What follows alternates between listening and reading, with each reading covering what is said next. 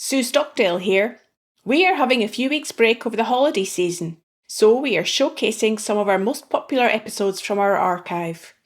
This week's guest is Palwasha Siddiqi, who shared her journey from being a refugee in Afghanistan to becoming a corporate executive, on episode 48 in series 6.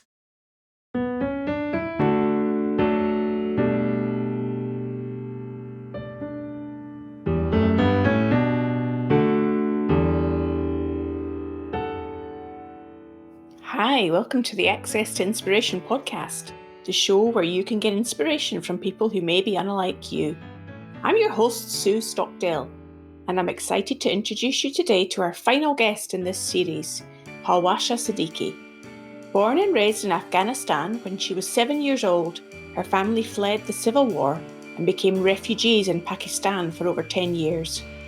They eventually moved back to Afghanistan, and from there she moved across to the USA to study at university, and now has a successful corporate career, as well as developing her coaching expertise.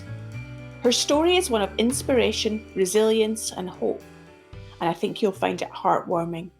Welcome to the podcast, Palwasha. Thank you so much for having me. Nice to connect. I'm fascinated to find out about your story and your journey. You know, this theme for this series is 21st century change makers. And I know that change from you is involved living in a number of different countries. And your life began back in Afghanistan. So for our listener who perhaps doesn't have a sense of what being a child in Afghanistan is like, I wonder if you can paint us a picture of what it was like before the age of 7 when you were in Afghanistan. Tell us what that was like for you. I had a really good childhood up until the age of 6 before the war started. Yeah, my family was middle, upper class. We owned our own house. We had a little car. So anything that you picture for a happy family, I remember going to picnics to the valley with my family, going to school. In the morning, my mom and dad would pack up the car. They both worked. Kids went to school, so they would drop us off and then they would go off to work. So the first early years were just very happy memories is what I remember. The country was beautiful. It was peaceful. And sometimes when I look at pictures from back then and I compare it to photos in the West, it's very, very similar. Like my mom dressed very liberally, like she wore mini skirts. There was no scarf and she went to work. It was very progressive place as well, Afghanistan. But unfortunately, the years of war took it backwards, but I have really good memories from the start. So it's lovely to get that sense of early childhood. And then things changed. So tell us what happened when the Civil War began. Things changed for me and my family really in a matter of day almost. And I remember this very vividly, even though I was very young. I was probably 6 at the time. I had just finished school. I believe I was in first grade and staying with my mom in her office. So it was just a normal day. And then at the end of the day, we'd go back home together. And the unrest began when we were still in the office. And the news came around that the local Mujahideen had taken over the city. And so what I remember is just everyone running around within the office, especially women, to try to build skirts for themselves or scarves from the uniforms that they were wearing because of the fear of going outside with a miniskirt and being shot and being killed, essentially. So that was the day that pretty much changed everything for us. My mom couldn't go back to work after that.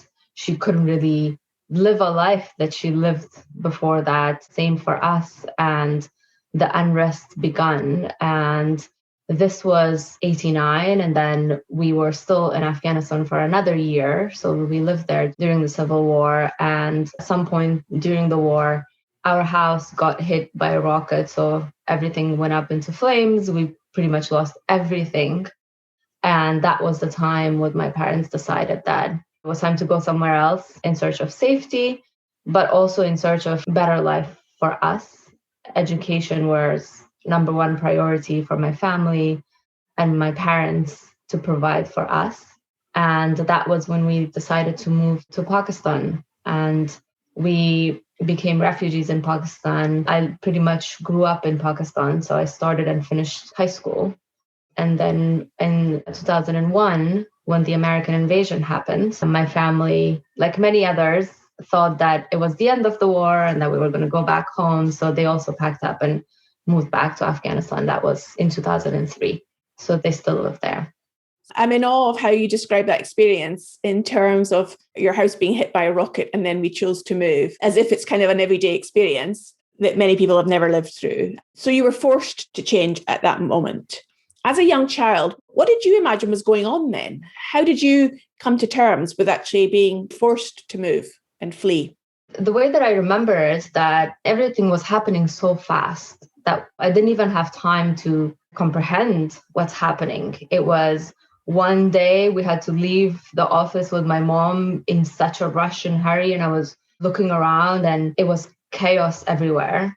Then about a week later, my mom and my dad were planning on how to get out of all of this. Later, we lose our house. It was just all go, go, go. All we knew was that we had to find a way to stay safe. It was just thinking about the next day. How do we spend the night in a safe place? And where do we go next to find shelter? How do we continue to feed ourselves? So it was just fighting for survival almost on a daily basis. So I think as a child, I just didn't even have that time to digest and really understand what was happening. Instead, it was just making sure that we kept going every day. And I'm imagining that as you're speaking, that your parents are caregivers. They're the ones that we trust and look up to, that you must have had a great degree of confidence and trust in your parents to look after you through those challenging times. Yeah, absolutely. Absolutely. At the time when all of this happened, it was happening when I am the oldest child and I had a younger sister as well. So a lot of the time, I also remember my mom also putting more confidence in me to take care of me because she had to take care of my sister. And the day that our house got hit by rocket, my dad was actually in the city. So he got stuck there and we were stuck in the house. And we had to essentially pack up and leave, not knowing where he was and if he was going to eventually find us or not. We left with our neighbors because they essentially came to get us out of the house. Deep down, I did have this feeling that we would be reunited somehow. And it was a pretty long journey to get to where our house was, to the city where my aunt lived.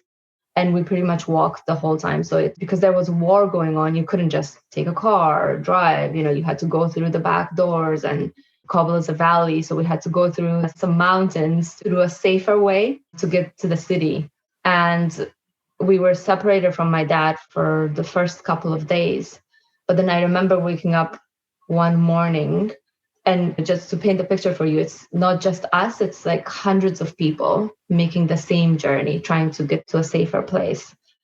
And on the way, I remember a rocket flying and someone saying, dive down on the ground to stay safe. And then we would stay there for 5-10 minutes and then we would get up. Some of us would get up, some of us would not get up. And then we would just keep walking, hiding behind walls and staying overnight in people's houses who had fled as well. So they were just open. And one of the nights we ended up staying at someone's basement. And in the morning, I woke up hearing my dad because he had followed the crowd and he knew that we would probably be going the same way. So he came in our search. So yeah, I remember thinking, and my mom telling me, your dad is after us. Not that she knew, she was probably comforting us saying that, but we were reunited and we knew that they were going to find a way to keep us safe and get us out of the situation that we were in. As you're looking back now on that early childhood situation that you had to encounter, what do you think are some of the learnings that you take from that experience, if at all, to bring to your day-to-day existence now?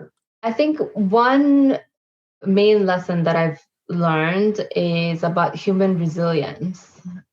I think we all have extraordinary amounts of resilience that, especially when we are in difficult situation, comes out and enables us to get through war or get through, the pandemic. It's a superpower, I think, that we all have that we can nurture. I try to remind myself of that every time I go through difficult situations, even now, that I made it through that. And so I have this strength and I have this resilience in me. It's like a muscle that you need to keep nurturing. And so one of the ways that I found that works for me to do that is really being clear on my purpose in life. What are my values? What is important to me? And why those things are important to me, and staying clear on that and what my life is about, what I want my life to be about, and staying focused on that has enabled me and my family back then to get through what we were going through. And I experienced today that doing the same exercise and staying focused on what's important and what my passion and what my purpose in life is gets me through any kind of challenge, no matter what it is. You have that touchstone of your purpose to guide you as you're encountering challenges these days, by the sounds of it. And any of us face challenges and obstacles along the way. I'm curious to know, how would you describe what your purpose is? My purpose, it has changed over time, right? When I was a young kid, it was all about learning for me and education, especially being born as a girl, as a woman in such a conservative society. I was told from a young age all these things that I couldn't do just because I was a woman. So my passion, my purpose was learning and getting educated. And over time, as I have grown into where I am today now, there's an element of giving back to me now, which is why I'm so passionate about coaching. And my purpose in life now is to empower others to go after their dreams or what they want to achieve, and inspire and empower them to essentially dream big and go after their dreams. Because I've seen this work in my life, right? Like what I've achieved has been influenced quite a lot through either direct or indirect coaching and mentorship and the support that I have had throughout my life. And so I have experienced firsthand the power of it. And now I want to give back. And today, the best way that I can think about it is through coaching. Well, I'm sure we'll talk more about that in a moment. Hi, it's me again. I hope you will agree that no matter what life throws at us, we can be positive and find good in the experience. And Palwasha's got plenty more to say in the second half of this episode. If you're enjoying it, you can also find another 50 episodes almost of inspirational stories featuring guests from 15 countries. So hop on over to accesstoinspiration.org and you'll find them there. Now back to Palwasha. I'm curious for the listener to help them to fill in the gap from moving back to Afghanistan after spending a number of years in Pakistan as a refugee to now being obviously a senior executive in a global multinational and a very successful corporate career. How did that happen?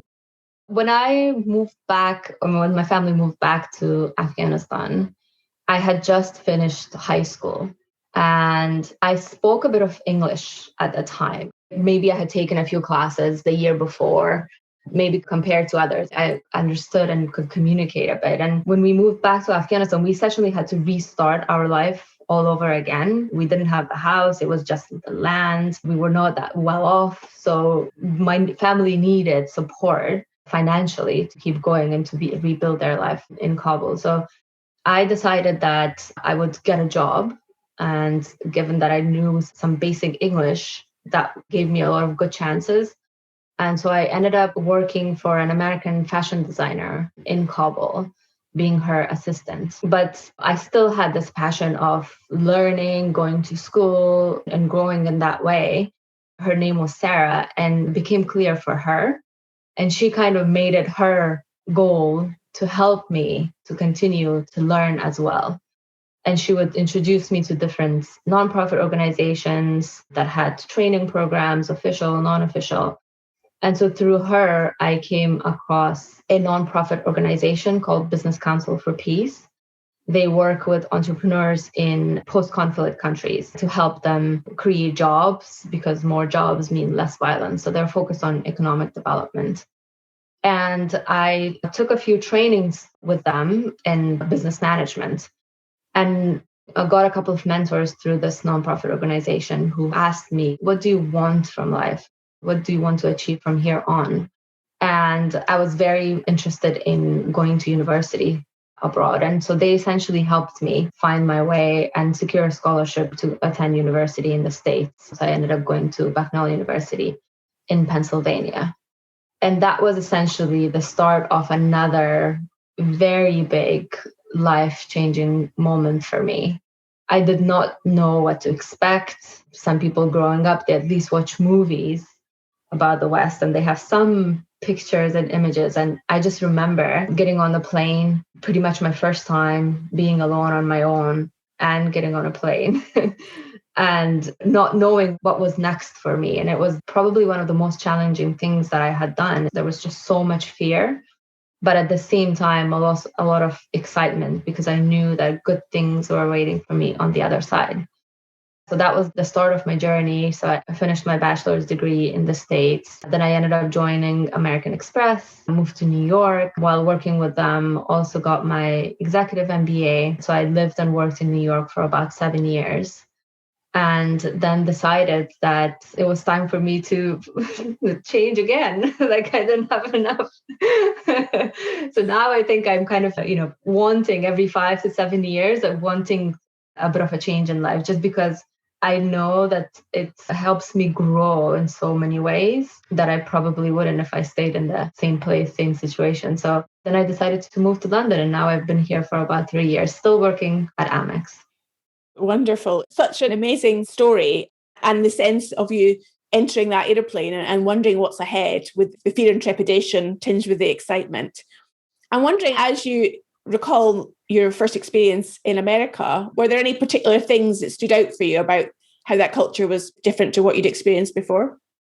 Yeah, I think everything was just so different than anything I had experienced. The university I went to was in a very small town, gorgeous, beautiful. And the town was so small, nothing was happening outside. So everything was on campus. From the minute that I got to the school, I was just amazed by these simple things like the amount of greenery around me, because all that I was used to was, I don't know, like a place that was destroyed by war. And then all of a sudden I come to this very well-groomed campus and I just can't even believe that it looks so beautiful. And the closest thing that I had in my memory so that I could match it to was cartoons, little houses, beautiful houses, greenery everywhere. But from there on, I mean, everything was just so different. The amount of freedom, like that was the first thing that I noticed is I always lived in some kind of a fear when I was back home because I was a girl. I couldn't leave the house after a certain hour, or I couldn't leave the house so early. Going on my own to school and going on my own to work, I was taking a level of risk, especially at the early years when we moved back from Pakistan. Taliban presence was still felt a bit around, and lots of kidnapping was happening at the time, especially schoolgirls, because they were trying to make a lesson for others so they don't let their daughters go to school. So it was a lot of risk taking every single day that I was doing. And to leave that and then all of a sudden have so much freedom and abundance of a kind of just life that I had never experienced before. Amazing cafeteria, so much food available. We had a wall of cereal. There was like 20 different types of cereal. and just getting used to that. I was still learning the language because my English was still not good. So just slowly picking that up. And at first I was very quiet, just trying to absorb everything. So when I look back, everything that I went through was just so, so different. But I just remember being very curious and very, very open. And I couldn't wait to catch up on everything, right? Like hit a day when it was all normal to me and I didn't feel so behind, but I just loved every day of it as well. You're typifying for me the theme of the Access to Inspiration podcast, be inspired by people who may be unlike you.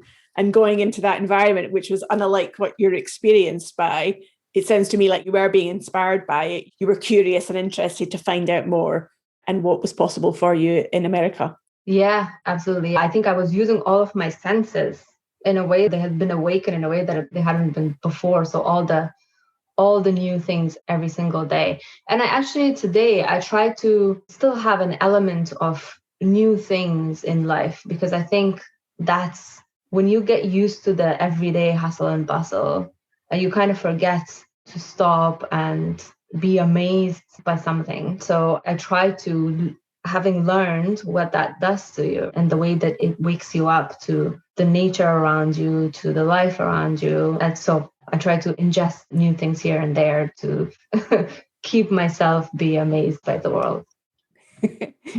It's sounding brilliant. Now, coming back to present day, you talked about coaching being an important part of what inspires you today and what you want to have as giving back to others. How did you come across coaching? I've had quite a lot of coaching throughout my experience. It has been indirect coaching through the mentors. So starting with a nonprofit organization that, eventually helped me go to the US. I got a couple of mentors, but I also got a foster family, a host family who I'm very close with. And they have been my champions, and they have been kind of standing on the sidelines for me, trusting in me, believing in me, because there were definitely times when I thought, like, what am I doing? This is way bigger than I can manage. And their support has pushed me every single day. And even when I didn't believe myself, when I looked at them believing in me, it just kind of gave me a bit motivation to keep going. So I've experienced coaching for some time. And because I have seen the firsthand impact that it can bring to someone's life, I want to be able to give back in that same way. And how are you taking that forward, that desire to give back through coaching? I've finally decided at the start of the lockdown. So it has been something that I've been thinking about a lot, but I took advantage of the opportunity and I completed some training in the field of coaching. And at the moment, I am working on my website. Hopefully, I get it live over the next month or so. And I'll kick it off that way. But today, the way that I deliver a lot of coaching at work, because something else that I'm very passionate about, which I think is very similar to coaching, is leadership. I love inspiring others at work, whether it's my team or the other wider organization. So I do deliver some coaching today as well at work, specifically to help get us through the pandemic and focus on facing these challenging times. I'm imagining how you viewed the pandemic and lockdown and the necessary changes that one had to make with probably ease compared to earlier experiences in your life, using all of that resilience that you have. Yeah, I think, I'm not going to lie, it's ups and downs. It has been very challenging, the impact on mental health, especially. But I do draw back, yes, on my old experiences. When I'm having a bad day and I'm feeling very low, I remind myself of the things that I went through previously, and reminding myself that if I go through that I could get through this as well. And also having my family. I mean, my family lives in Kabul. They have little access to doctors or vaccines or all the things that we have access here. And so it just keeps it very real for me. Even though I have this life now, when I talk to them, it grounds me how fortunate I am and how fortunate we are here. So just seeing their life and what they're going through every day, then I get grateful, and it has made it easy for me to get through the pandemic. So with all of your life's experience, the insights that you've gained, the successes you've had, Palwasha, if you were offering any insights or wisdom to listeners who might be coping with challenges or thinking about how they could make change in the future, what might be some of the things that spring to your mind? I think I will re-emphasize this, knowing what your purpose is in life. I think it's a secret superpower that we can all draw on. I think for me, what life is about is constantly getting to know ourselves, who we are really deep down, not what the society wants us to be, how to act, what to go after. Just really reflecting closely on a regular basis, because we also change, of course, right? With our experiences, what we go through in life, really truly staying connected to who you are, what your values are in life, and what you want your life to be about.